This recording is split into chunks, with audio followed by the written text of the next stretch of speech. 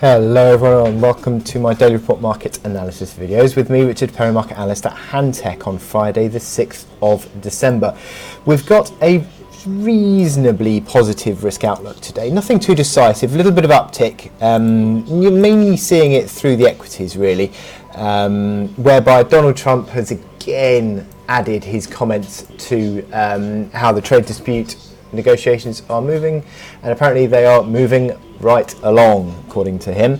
So subsequently we saw markets ticking higher again, and the sort of whipsawing that we've seen in the past week or so, we saw sharp moves down in treasury yields then back up again, and we're seeing a bit of a hovering around at the moment. We do have the fact that it's Payrolls Friday on the agenda, so you can see that there's a degree of consolidation in front of that, but a marginal risk positive bias that we are seeing. Now that is also coming through on the Forex as well, a little bit of upside performance on the Kiwi dollar, also the Aussie dollar as well.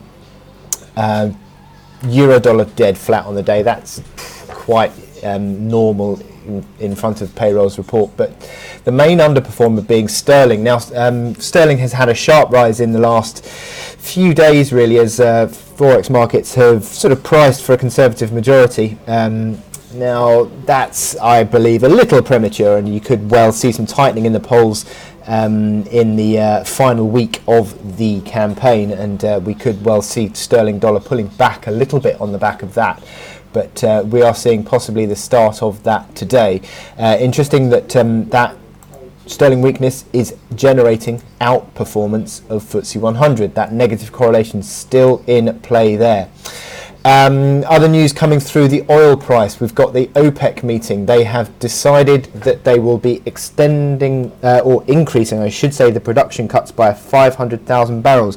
Now that sounds a lot, but they're already over compliance by around about 300 and I think 370,000 barrels. So it's not a massive increase there, and also pretty much just accounts for the US increase in production anyway.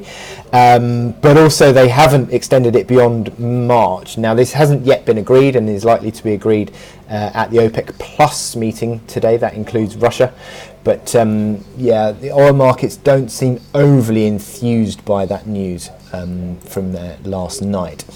Now, as I said, it is Nonfarm Payrolls Friday, and that is the main focus on the economic calendar, and we're expected to see 180,000 on the headline jobs number, although ADP did miss quite significantly on Wednesday, so is there a downside risk to that?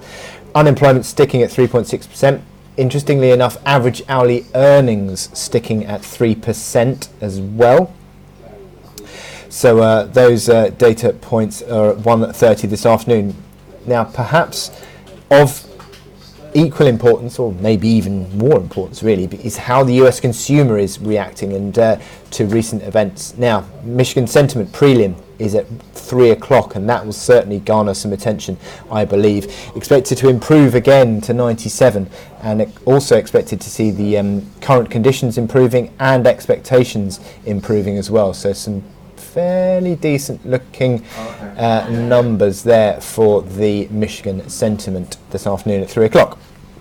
Okay, so that takes me on to my chart of the day, which is FTSE 100. Now what we have seen is a really interesting breakdown on FTSE 100 in the last week or so. Sharp moves to the downside. As I said earlier, you see that sterling has broken significantly to the upside above 130 big figure. And what does that do to FTSE 100? Well, 70% of FTSE 100 is driven through foreign earnings, so subsequently when sterling's more stronger, you see that negative hit through FTSE 100, and you can see the underperformance of FTSE as other markets have been much stronger than FTSE in recent days. However, interestingly enough, FTSE benefiting today, a little bit of a tick higher back to 7,200 area with sterling weakness. But is this another chance to sell? Look at this pivot line around 7.2 to 7.250. You can see that better on the hourly chart.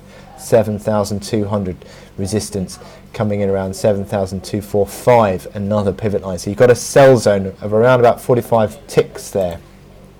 And given the fact that FTSE has broken down quite sharply, you've got the momentum indicators which are sort of confirming that breakdown. Look at those MACD lines going below neutral.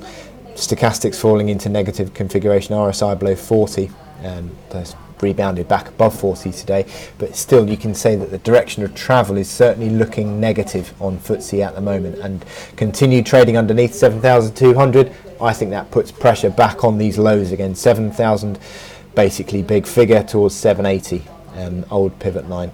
So I think that it's an interesting move that we've seen today. 7130 is a basis of support. Interestingly enough, if I put the crosshair on that, you can see that also comprises those few lows around in October. So that is clearly initial support, but resistance overhead on FTSE 100. So it'll be interesting to see how this one goes in the coming days. As I said, the direction on sterling is tending to be fairly important on the performance, on the relative performance, I should say, on FTSE, if not the absolute performance. So with that in mind, I wish you good luck in your trading today. Click here to subscribe to our analysis videos and go to our website to sign up for our webinars.